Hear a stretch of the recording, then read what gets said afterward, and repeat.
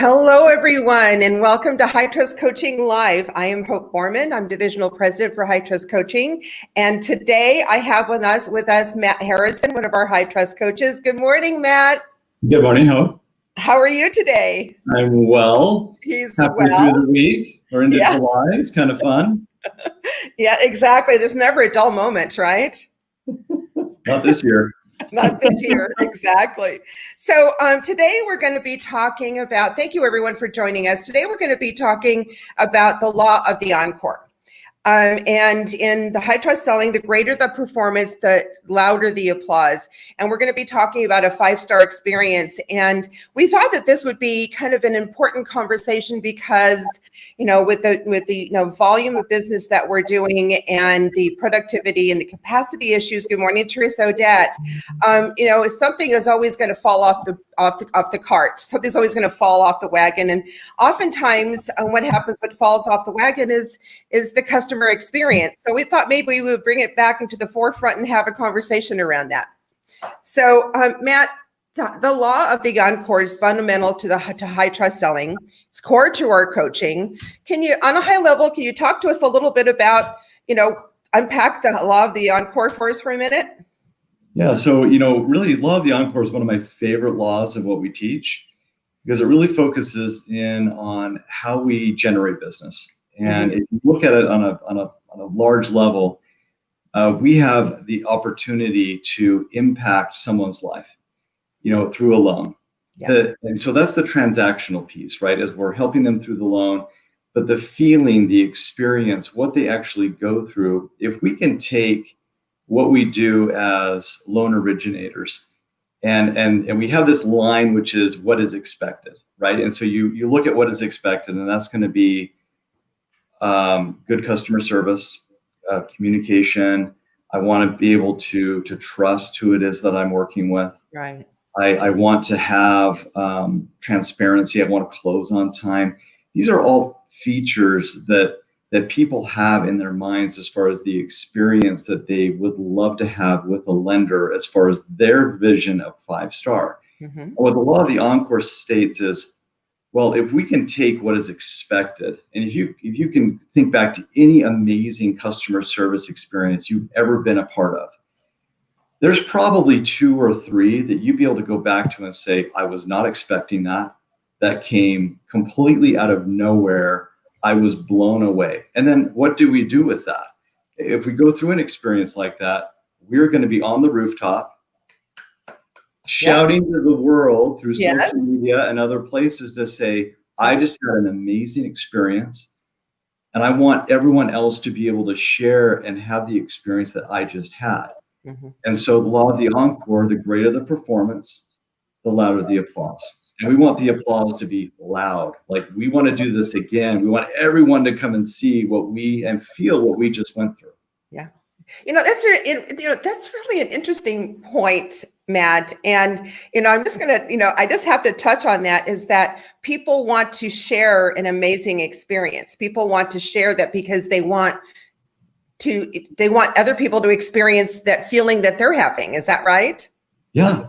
Well, and if you think about it, Hope, if you have just an average experience, are you going to be talking about it with anybody? No. Why not? Yeah. Why are you not going to say anything about an average experience? Because it's not even, it doesn't even recall to memory. It just kind of goes into the fray, right? It just kind of goes into the noise. Right. So, so when you were talking earlier about, going above and beyond what people are expecting, it's exceeding those expectations. That's when you can accomplish that wow factor. Right. The raving fan, as we would. Right. Absolutely. And, you're not going to post about it on Facebook. You're not going to tell your friends about it. And again, that is a really interesting level to make sure that you understand. And it really goes into asking the question to our clients to say, what does a 5-star customer's, experience mean to you? Yes. Have them tell you. You're now going to have the bar on what is expected. And I would argue that if you hit the bar, you're average. Yes. You're average. If you go below the bar, that's the opposite result of the law of the encore, right? Which is the more horrific the experience, the more horrific the consequences. And we're going to get into that a little bit later, but Exactly. you don't want to go that direction.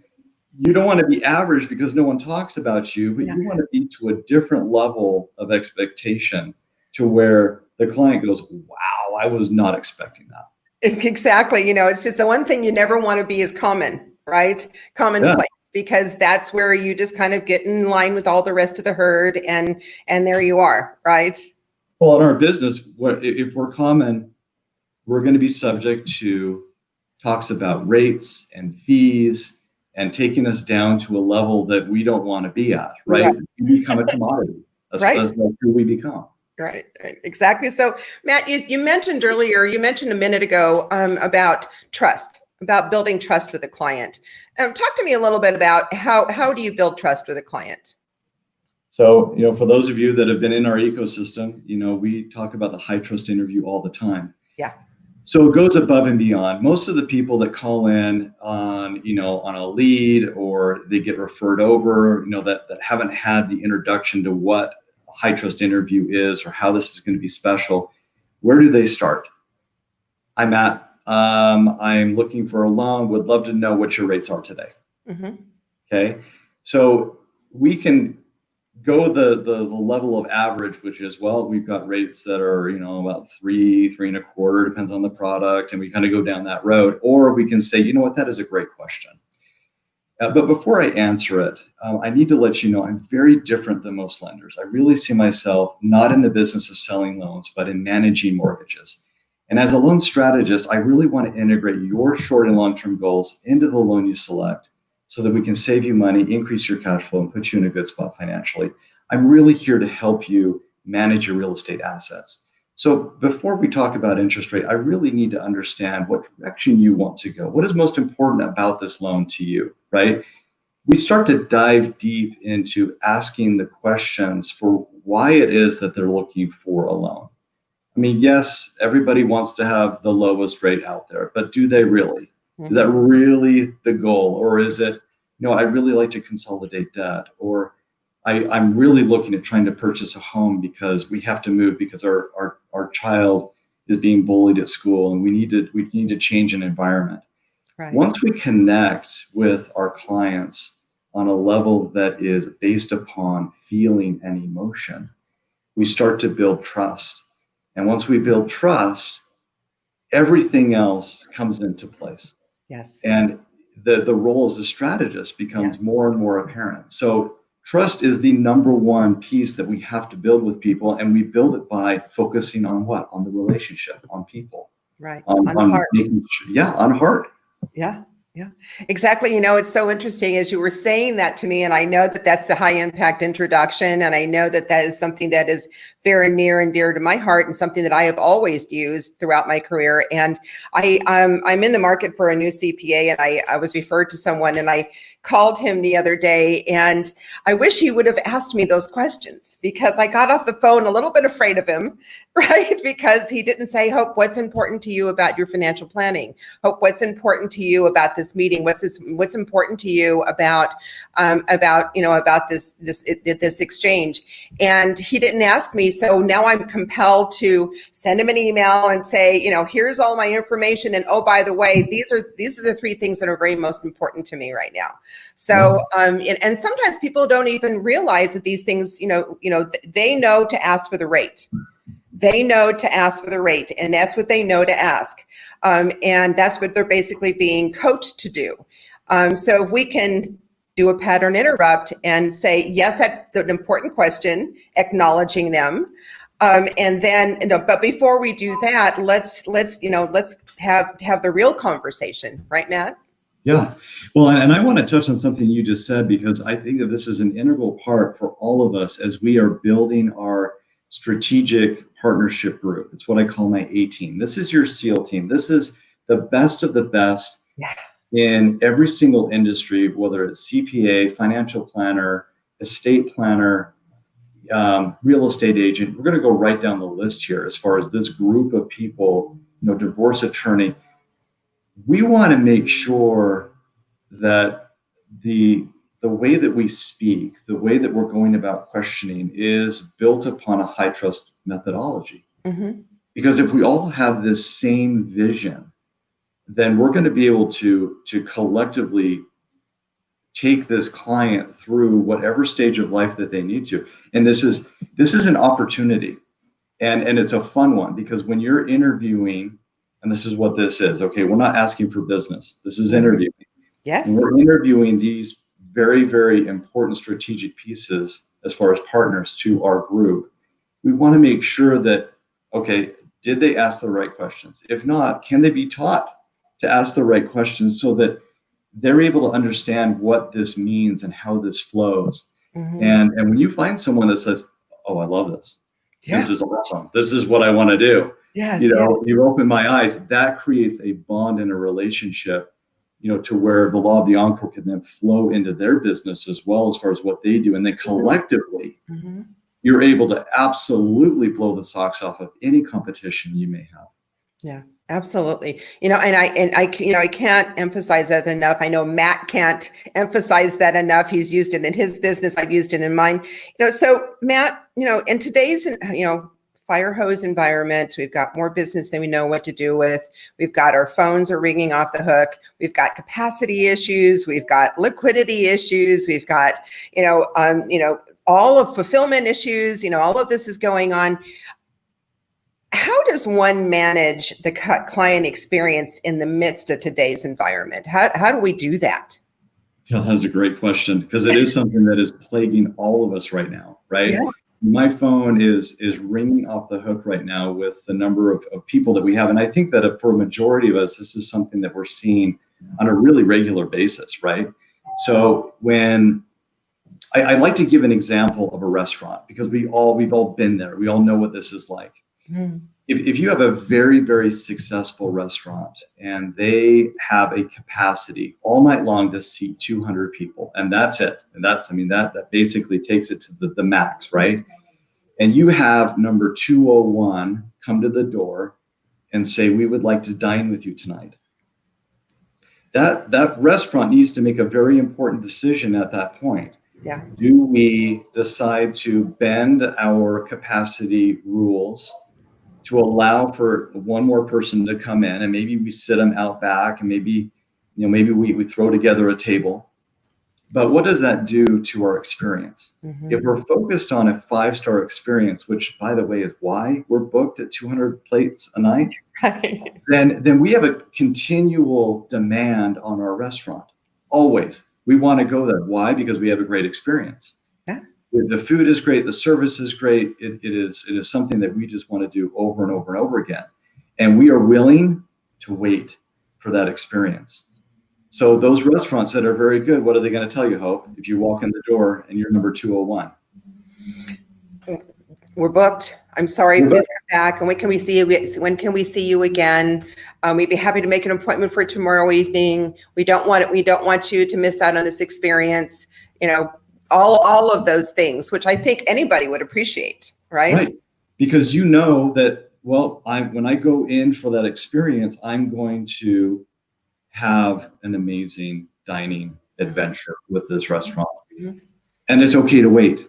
And it's okay to be put on a list. So when we take that back into our own business, we have to know what our capacity is. Yes. That is the first question. If you don't know what your capacity is, as a loan officer and originator, you need to right now take out a pen and paper and start to list down how many people can I not get through the door. This is the whole quantity versus quality, relationship here. Mm-hmm. I don't want to know how many people I can shove into my space. Right. I want to know how many people can I take on right now that I can give a 5-star customer service experience to. Mm-hmm. Mm-hmm. And I need to know that number, not only for me as the originator, but I need to know it for the rest of my team. Mm-hmm. I need to know it for my assistant. I need to know it for my production manager. I need to know it for my processors and underwriters. I need to know what this flow looks like, so that if I have number 201 come into the restaurant or into my business, I'm able to give them the correct amount of time so that they know what to be expecting. I'm still going to give them a 5-star experience, but I'm not going to sacrifice the quality of what I do Right. in order to shove somebody in. So this is all about time blocking and knowing, okay, I've got the capacity to do 3 or 4 high trust consultations with clients per day. Mm-hmm. Well, if I have number 5 or 6 knocking on my door saying that they want to have something today, Mm-hmm. it's no different than the restaurant asking about the number 201. Sure. Whereas, you know what, I'm absolutely booked for today because I'm in the business of making sure that, you know, I'm managing mortgages and really integrating your goals. I want to set aside enough time that we can go through your short and long-term goals. Yeah. I have time set. I've got some openings tomorrow and Friday or next week. I have these openings, which will work out best for you. Yeah. You know, and I think another important piece, Matt, is setting the client's expectation. Mm-hmm. And, you know, kind of giving them, you know, a feel or a better understanding of what the current environment is today.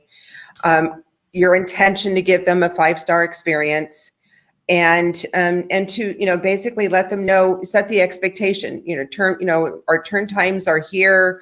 You know, this is a refinance, so we expect, you know, 45 to 60 days, whatever that time frame is.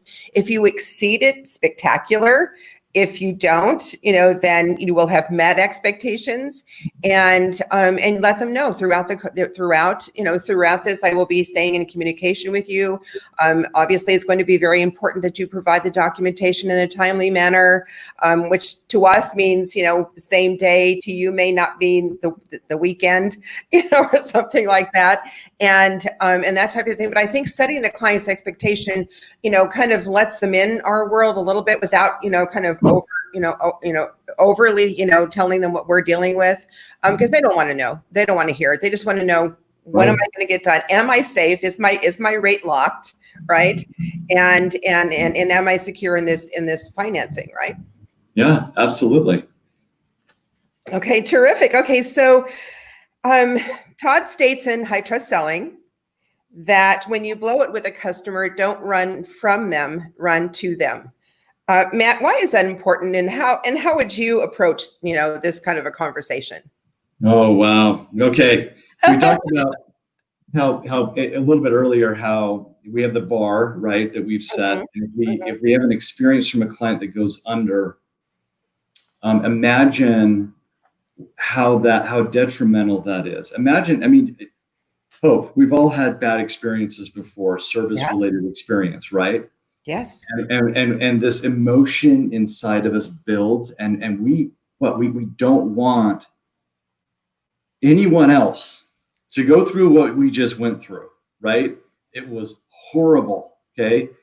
Whatever it happens to be, in whatever industry it was, whether it's food related, car related, I don't care, whatever it is, we went through just the most horrific experience, and we want our friends and family to never, ever, ever have to go through what we just did. Right. So this is like the reverse of the law of the encore in like the wrong way, right? This is people going to the rooftop saying, please don't ever, ever use XYZ business again, right? Right. And so when we dollarize this, let's just take that your average loan amount and your average commission on it is $2,500.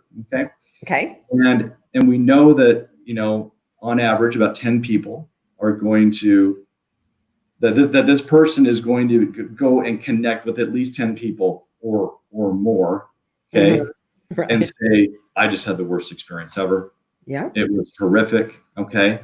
Now, if each one of those people who were affected that would have been in our industry looking for a loan of some sort decides not to even give us the time of day. Yep. Right. We just lost 10 times 2,500. That is $25,000. Yeah.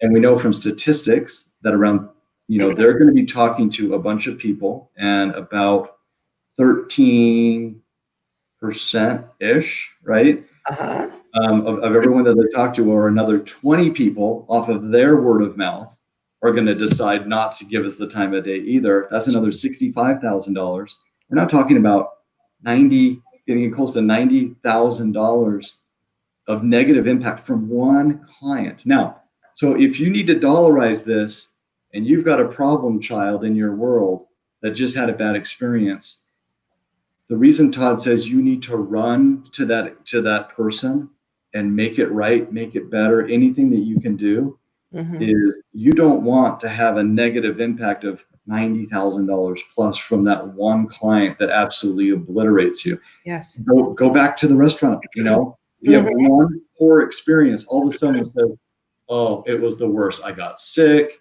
I had horrible service. It was bad. Well, that restaurant is going to have to do damage control real fast. Yes. Or they're going to lose all of their business, especially in today's world. Everything is out there. We are rated constantly. And so we've got to make the decision, what type of experience are we going to offer to our clients? And if we start to cut corners and it's mediocre or bad, we are going in a trajectory that is going to completely bury us as far as what we're wanting to do. Yeah.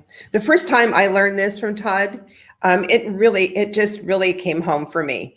And especially when he dollarized it, my average loan size is, about $500,000. So, that average commission is kind of double the 2,500, so I kind of started doing those numbers and it was just unacceptable to me. And I had one customer that was unhappy, and it didn't matter that it wasn't my fault. It didn't matter. It's on me.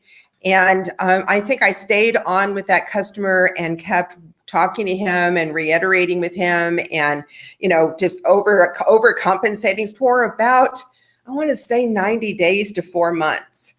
And he finally said, I hope he finally gave in. He finally gave,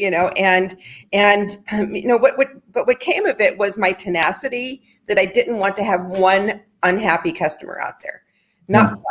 And he realized that was that important to me. And he actually turned out to be one of my biggest referrers for years to come.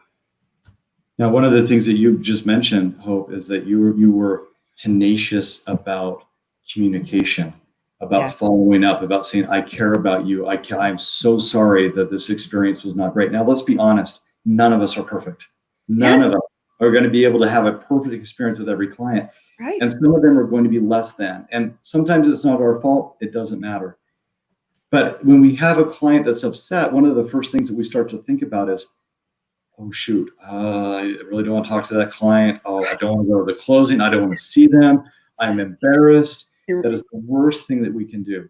I have a client right now that was referred out, and they've had a horrific experience. And that's so hard for me because they basically say, hey, Matt, I wish that you could have done our loan. That's hard. I'm sitting there going, well, I can't help you. It's in a different state. I can't help. Their biggest complaint was, we were denied and we don't know why. Right. We have no communication. It is just lost. It's not there, but it doesn't stop there. We are going to tell everybody not to use this person. Wow. Right. I mean, that's the communication. All that needed to happen was, I'm sorry. We've run through all of your, everything. We've tried everything we can to make this work. Here's the issues. And this is why this isn't working. It didn't happen. Yeah. And your business is important to me, and your satisfaction is important. Yeah. And we're going to do everything we can to put you on the pathway to home ownership so we can get you there.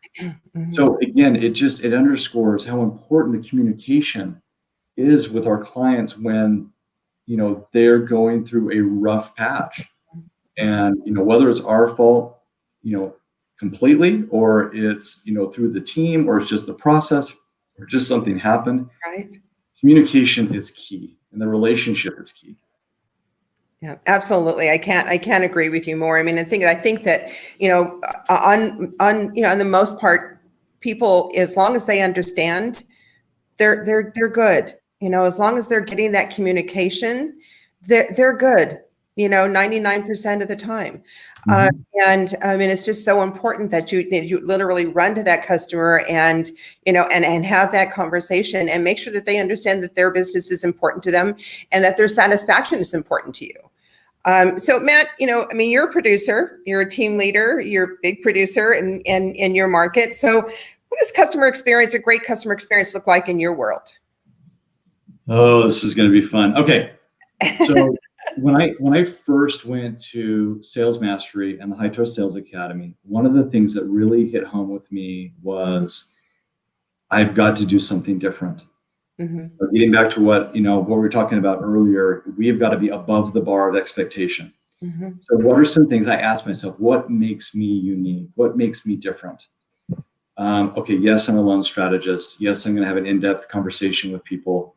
I'm going to work on things, but where's the pizzazz, right? Where are those things that I can do that will set me apart and put me into a different space?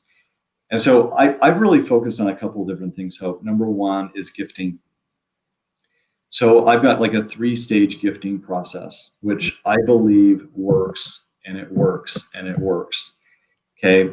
The investment in the client in making sure that they have an over-the-top experience. Now, again, I love the gifting because it's not expected. Mm-hmm. So we send out, upon a pre-approval, a box of cookies. Yeah. And it used to be that we would send it to the places of employment. Why? Because box of cookies, you're not going to eat those all by yourself. You're going to share them. And it starts this buzz around the office saying, well, where did you get the cookies from? Well, we got them from Matt. Yeah. Oh, that's awesome. Well, how do you know? Well, he's doing our loan. Okay. So this starts to spread throughout, the environment. Mm-hmm. Now, as of right now with COVID, we are sending these out to their homes. Mm-hmm. And we're still not skipping that step. But a few business cards, a big, hey, congratulations on your pre-approval. We're so excited for you. Please enjoy these cookies to celebrate. Right. That's it. Exactly. Once we have a client that goes under contract, we get what we call an under contract congrats pack. And this comprises of packing tape, packing labels. If they have small kids, the Bernstein Bears moving day book, Domino's Pizza, gift cards. And we put this together, we send it to their residents with a congratulations on going under contract. We're super excited for you. Here's some things to help you along the way. Mm-hmm. Now, Hope, just from those two things, right? Okay, we're talking about clients that have taken pictures of them Mm-hmm. and put them on social media and says, Sure. oh my God, we were just blown away again by our lender.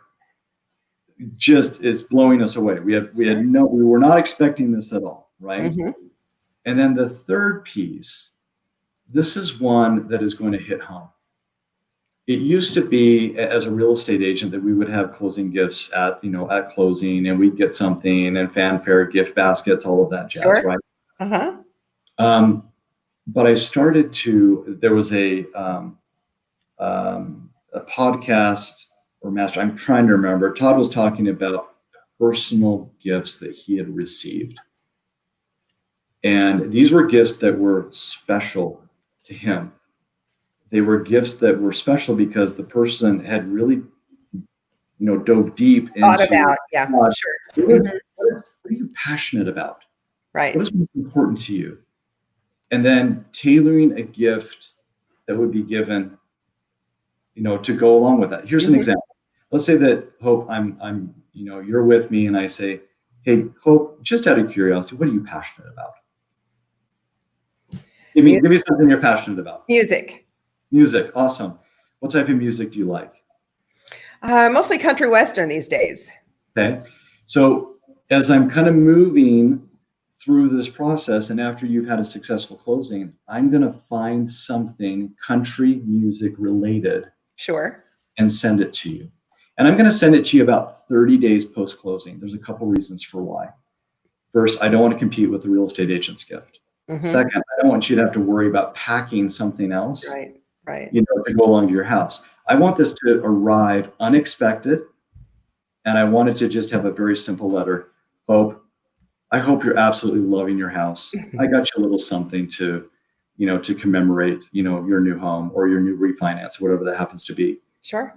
And it would be country something related. It doesn't have to be branded, doesn't have to be anything, because Hope, every time that you look at that item that I sent you, it's going to remind you Yeah, of the experience. absolutely. Absolutely. So thank you, Matt. We're coming up on the end of our time. That was so amazing. It was such an amazing conversation. I knew our conversation was going to last a little bit longer. I did want to let everybody know that, obviously High Trust Coaching is growing. Matt Harrison has been with us as a High Trust Master Level Coach for the last 3 years, and we absolutely love having him as part of our faculty. I am looking to grow our faculty. If you are interested and would like to find out what it would take to qualify to be a High Trust coach, please send me an email. I would love to hear from you. We are starting I am starting my certification program in the month of July and August to certify at least 4 new coaches. So please send me an email. I'd love to hear from you. Matt, you've been a real estate agent for 15 years. Yeah. You've been in the mortgage industry as a top producer for the last 5 years, 3 years as a coach. As your final words, why are you a High Trust coach? This all comes back to building on a system that has worked for me. Yeah. And it's really giving back to say, if this can work for me, getting into the industry and being as successful and not working as much and, being able to have an effect on people's lives, to be able to give that entire system to somebody else to say, oh, your life can be so much better. I'm so excited to help you. That's really the heart of a coach, is if you want to give back. Yes. and help others really achieve success in life and business. Yes. And it's wonderful. It is so much fun. We have such a cohesive, wonderful group. It's not massive. We're not talking about hundreds of coaches here. No. This is a very select group of people. And, it is. And we really do. We love each other and we have a blast helping people. Yeah, absolutely. Matt, that's such an important comment, is that there's not one coach on my team that has their own agenda. Everybody is to give back, and we share in the joy when we have a great success. And I think that's why we celebrate our coaching members so much, is because, they're having great success, they're having aha moments, they're having breakthroughs, and we just want to celebrate that. It's kind of the coach's glow we get. So again, thank you everyone for joining us. We're so excited to have you. We will be back on High Trust Coaching Live. Have a very safe and happy 4th of July weekend, and thank you for joining us. Yeah, take care. Thank you, Matt.